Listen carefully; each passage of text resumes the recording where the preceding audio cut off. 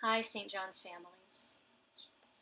I wanted to talk to you a little bit this week because these past few weeks have been hard, and that's saying something given what our lives have looked like since March. In March, when the coronavirus really hit and changed our lives, parents began working from home or maybe lost jobs. Parents became in-home teaching assistants as children had to stay home from school. And we've all had to be away from friends and miss out on the community that we're used to. So since March, our lives have been upturned. And yet, these past 2 weeks have been especially hard. On May 25th, George Floyd was killed by police. Since then, protesters have taken to the streets demanding an end to systemic racism. A national conversation has begun about race and racism and white privilege.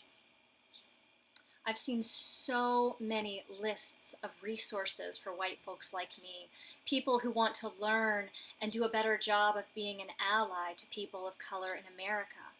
I've watched videos and read articles and ordered books. Perhaps you have too. As a parent, though, I've really struggled with how to talk to my children about race and racism. I don't have the vocabulary or the confidence yet to do that important work, and that in itself is a problem. We as parents, and as white parents especially, have to talk to our children about race.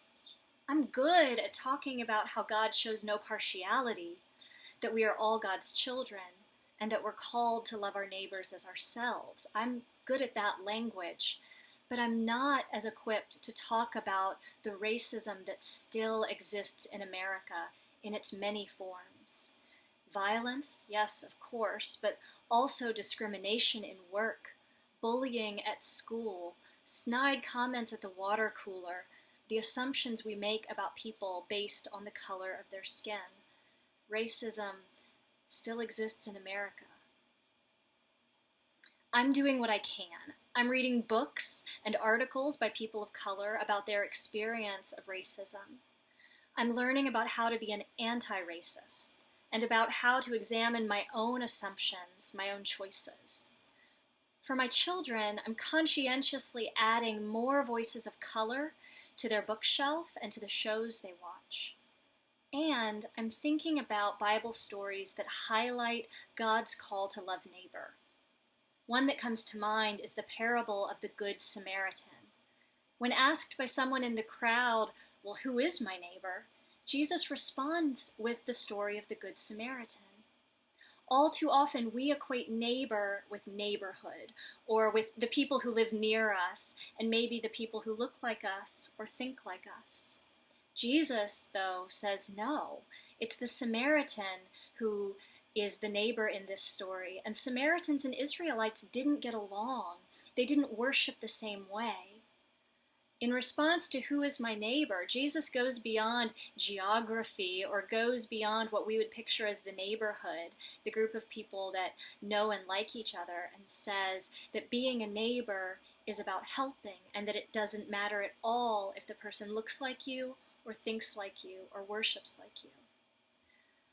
In the next few weeks, I'm going to continue to share stories from the Bible that you could read with your children and use to talk about God's call to unity and about how to stand up when you notice racism and how to be a better ally.